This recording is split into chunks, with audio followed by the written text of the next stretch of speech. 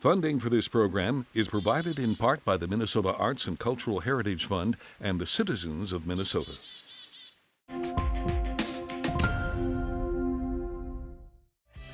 Coming up next, Off 90. Come learn with us about a historical government program designed to bring subsistence homesteading to Austin. Join us as we visit a permanent makeup parlor in downtown Austin. And finally, come along and see a blacksmith, an aluminum foundry, and an organ maker, all right here in southern Minnesota. It's all just ahead, Off 90.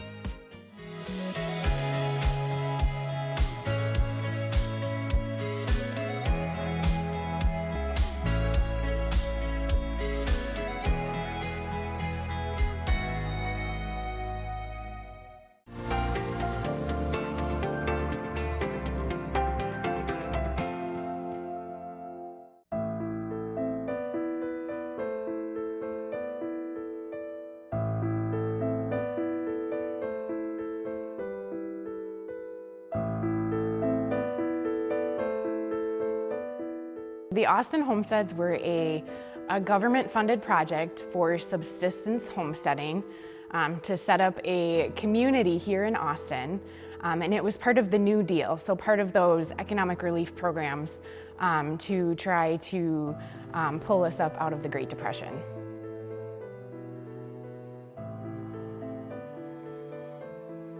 So the whole idea and the true spirit of the project was to combine urban and rural living. So the idea was you would still work, at least part-time, and then also spend time in your subsistence homesteading with your garden to plant and grow your own food to supplement the food that your family would eat. So when it was first, the program was first announced, I think 1933, Jay Hormel, who was president of the company at the time, George's son, contacted the government and said, hey, I think Austin would be a great community for this.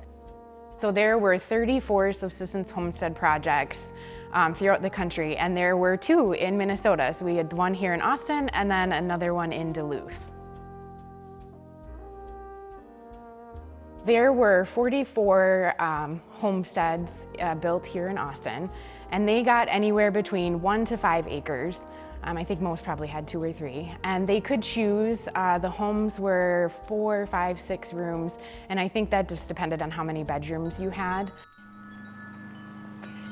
It was built in 1936, and in 1936 it was put on 5 acres of land, and it was designed for people of low income. And it was a way for them to have a garden, chickens, cow, horses, whatever they had. My name is Liz Bankus, and we are standing at my home in Austin, Minnesota. We haven't done a whole lot. I mean, we've done some changes to the house, but for the most part, we've tried to keep it intact. This was here, and the barn was here. And we turned this old barn into a garage. We've got about a little under 2 acres here. They weren't super fancy homes, but they were definitely simple, modern. They had furnace, they had electricity. You got a garage, a chicken coop, in addition to your home. The idea was to be able to provide good, affordable housing for people who otherwise might not have had the opportunity. Well, a lot of these homes like this, they've done additions. They like right across the street from us, it was a house exactly like this. They added on upstairs and downstairs, so they make the homes bigger. We've got another run around the corner that's done the exact same thing. And if you're out in this area, sometimes you can actually see where they've done like a room here, room here. I mean, they add on, and I think it takes away a little bit from it, but you know, if you have a big family and you want to live out here, that's what they've done.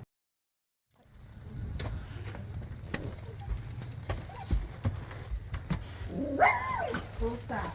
That's enough. When you come in, you have like the kitchen, living room, and we have like an office. You go upstairs, you have 1 bedroom and a bath. The bathroom, we have the original tub. We kept that. And then we have 1 bedroom up, and then we have our basement where we utilize our space down there too. So other than that, we've just tried to keep it as quaint as possible. And my cupboards. These were all original. These here are original to the cupboards. The neighborhood today, I think, looks much like any other neighborhood in Austin. When you're driving through it, you don't really know, or you don't notice, I guess, that maybe the houses are special or similar. So many of them have been added onto and changed. And also a lot of the people ended up selling off some of their extra acreage. So the yards are not as big as they were initially as well. There's probably double the houses back there now than there were in 1935 when people moved in. I feel really blessed to have all this land. You know, there isn't one area in my yard that I can't sit where I don't have some form of feeling of gratefulness and the beauty of it. We've planted a lot of trees, flowers, and when this is blooming, my yard is absolutely gorgeous. To find this connection to something that was happening locally but was part of a broader national huge economic relief project, I just think that's so interesting that Austin got to play a part in that.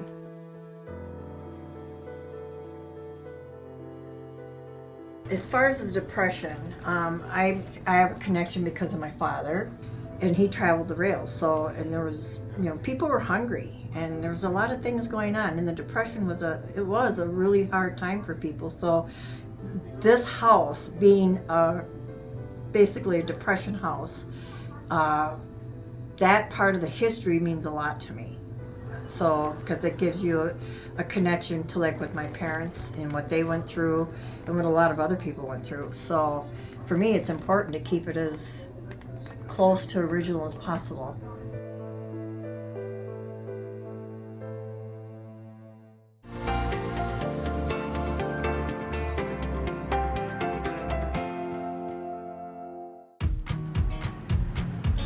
I'm Annette Beasley, and I am the owner of Vintage Vixen Artistry.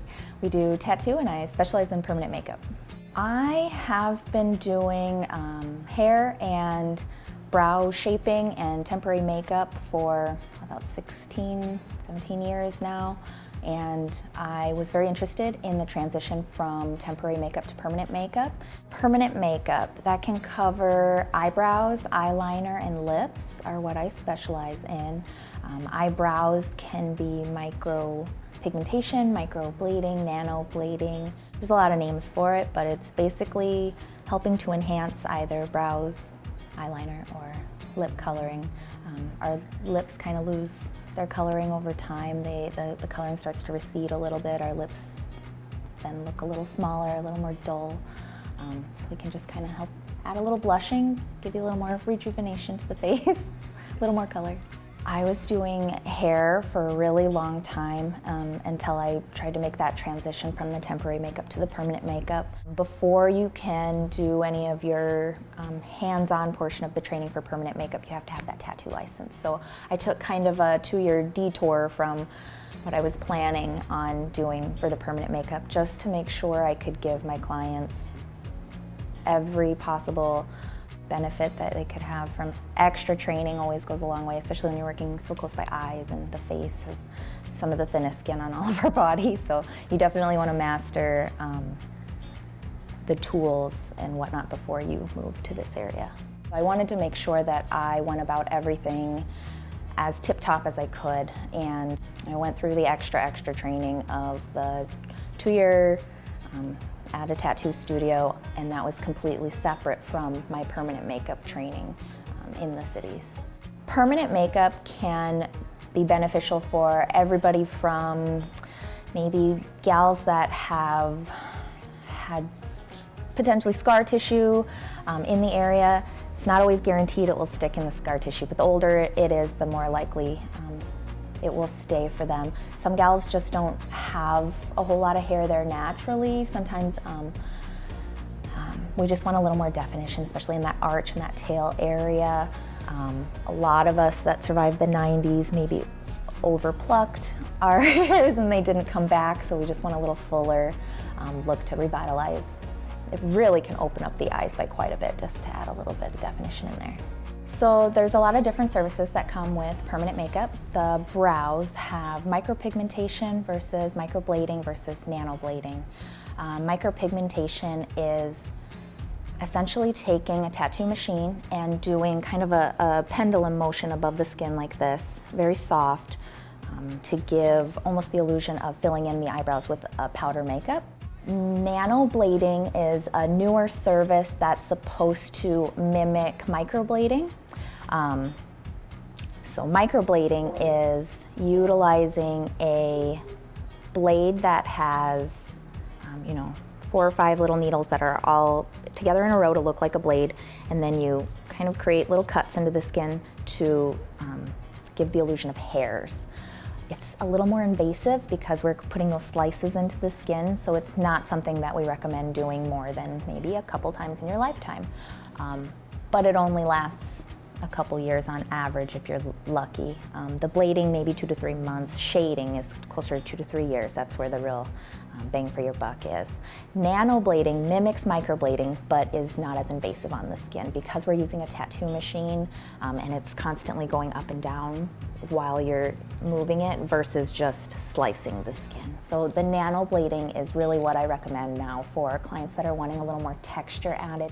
For lips, I do ombre lips where we kind of try to focus most of the definition along the outer edges, kind of help regain some of that pigment that's maybe shrunk over the years, and redefine the edges, the Cupid's bow right up in here. That's where we try to put the most definition. And then as we get towards the inner part of the lip, we try to gradually fade into nothing so that as it's fading over the years from eating, drinking, smoking, talking, it's gonna fade faster in this inner area that's constantly touching and rubbing. So if we do it all the same color, the inner parts will fade out much faster and you'll see that line of separation much faster. So if we do an ombre shading, darker along the edges, gradually get softer towards the inside, you never see that line of demarcation. It's just a soft fade out. Permanent makeup has come a really long way in terms of safety. Maybe 10 years ago when they were just using tattoo ink, the molecules in the tattoo ink, especially like triple black, they're so much smaller, so you run a much higher risk of maybe hitting a blood vessel and it can travel into that vein and leave a permanent black vein there, or potentially maybe a perma black eye. But we have since changed the permanent makeup pigment quite a bit. It's a much larger molecule now, so it's designed to not be able to fit even into those little blood vessels around the eye. Favorite tattoos? I love all of them for different reasons, and it usually ends up being the story behind it more so than the actual artwork that resonates with me and sticks with me and makes me remember the session and the person with it. A lot of times it's just great knowing that you gave them kind of closure a lot of times. Sometimes it's sad when it's a memorial piece or something for a loved one, maybe that's passed, or a pet, that a lot of people like to get stuff for their pets. Sometimes it's kind of a sad session to talk about their memories, and especially if it was a passing that was unexpected. But it's nice knowing that you can help give them that little sense of closure. They feel a little, I don't want to say better about it at the end, but you can tell that you've helped affect them in a positive way at the very least.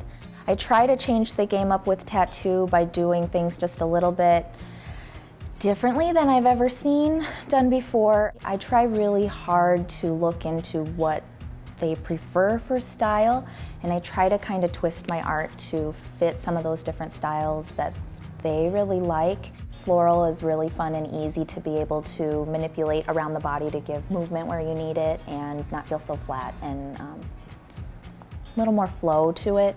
I try to give them a little more option, a little more choices. A lot of times when you go in for tattoo, you might get one image that's kind of drawn and kind of take it or leave it at that point. I try really hard to give a few different options, or if it's a really large piece, maybe a few pieces that they can kind of intermingle and move around, and they can feel like they had a big part in putting together their piece and customizing it for themselves. Being your own boss is great in terms of being able to be there for the kids anytime they have something that you need to take some time off for. You can be there for them. That's incredible. It's really nice to be able to essentially work with your friends. The first time getting to know people, you have to have that level of professionalism and really get to know them. But once they are returning clients, a lot of times they get to be like family, and I'm so blessed. They come in, I get to have all the fun, I do all the art. I've always had a love for art.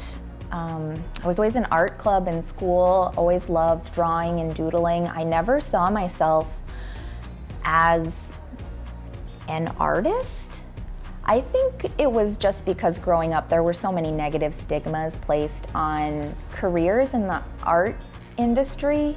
The term starving artist was really used a lot, and I didn't see it as even a real career choice.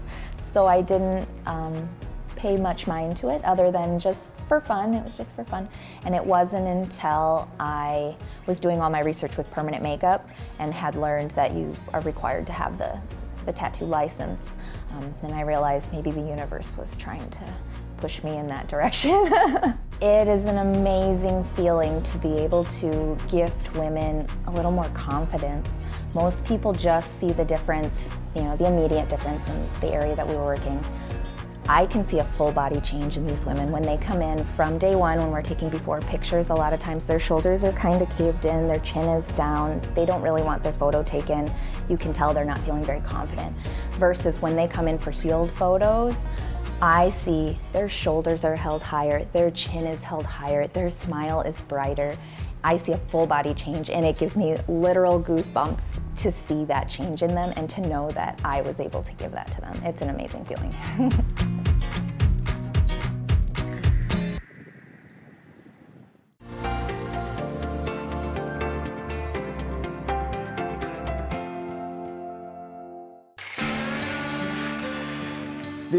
The blacksmith is the king of all craftsmen because he makes his own tools.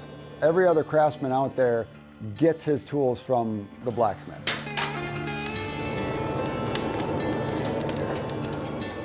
I am Martin Pansch. I am a blacksmith.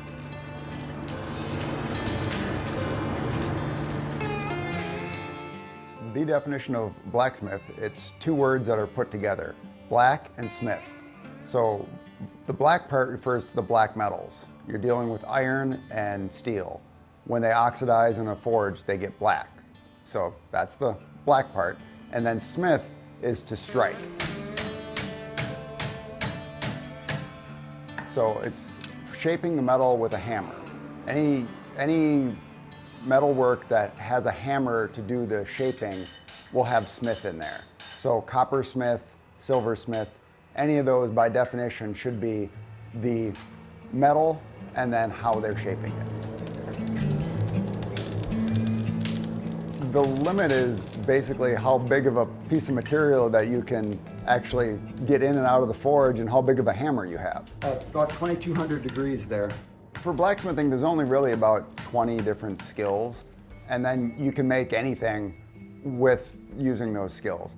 And basic ones are, you know, shaping the metal. You can draw it out, you can spread it out wide, you can set a shoulder in it. So if you've got a thick piece and you want it to do a step up, you can set a shoulder like that. You can twist things.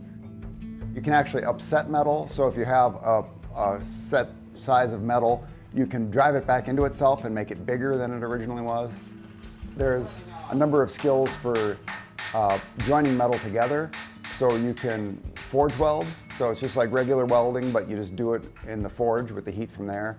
You can braze things.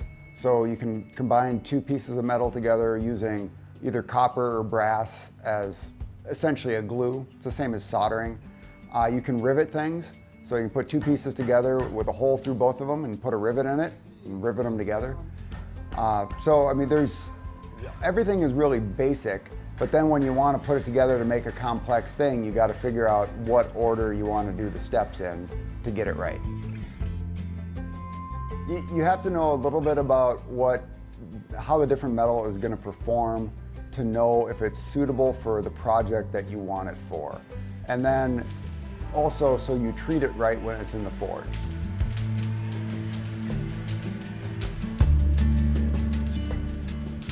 I'm not as much of an artist as I am a technical smith. I know a lot of other people came from the art side, and so they have a lot more talent than I do with that. I like tools myself because I have a need to see that something is functioning as it's supposed to. And with art, I can't always wrap my mind around that. But if I make a hammer or a chisel, it hits things correctly. It's balanced right. A chisel cuts things. So I'm sort of partial to tools, but I'm trying to get more into the art side. I think this is part of the American culture of the romanticism of wanting to be the self-made man.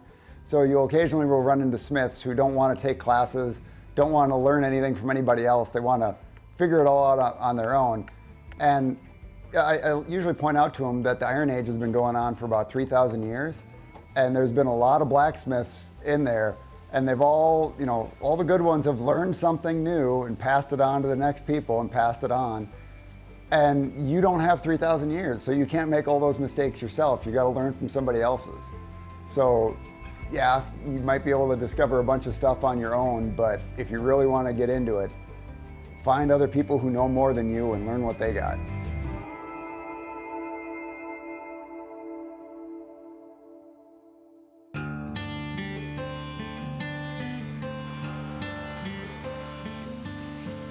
My name's Don Larson. We're at Leesor Incorporated. It is an aluminum foundry located in southern Minnesota.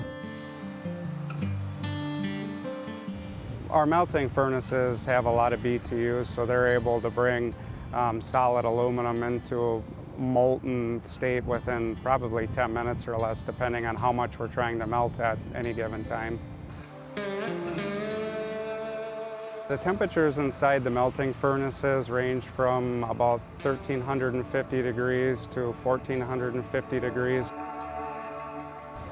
When we receive the aluminum, it comes in an ingot form, which is basically a molded bar stock, and we put it in our ovens. It's highly recyclable, so any waste that we have is able to go back into our melting furnaces to be reused. We really have customers across the board, with the exception of automotive. So we cover recreational products, we cover pump groups, defense, basically anything else that can be made out of aluminum, we specialize in. Being able to go out and point at things that you see in real life and say we made those, it gives you a lot of pride.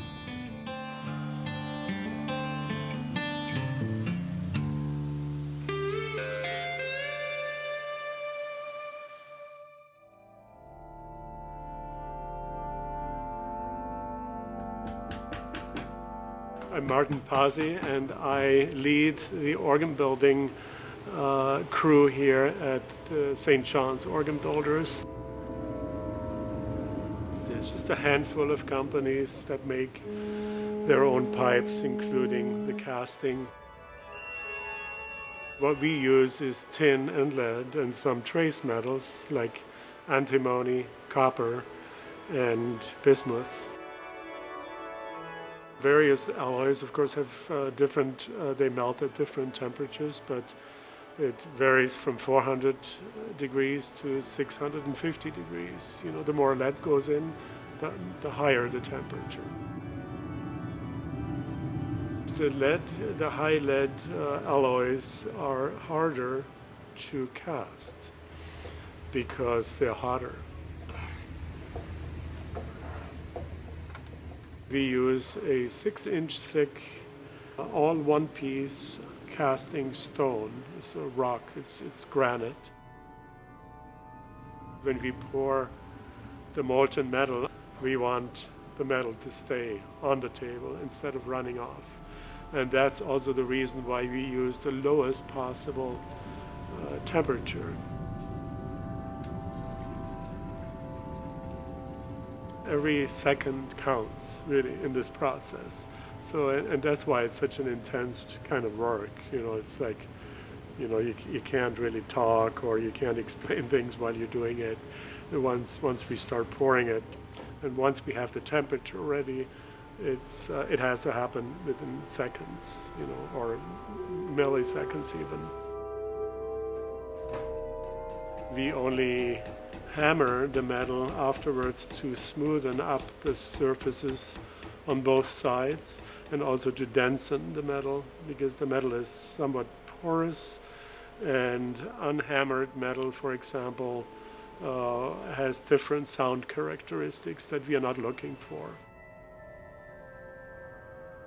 There's not much time to think, you know, how to do it. You have to think before and then try to remember each second, you know. But essentially it's just a skill that you gain by doing it in experience.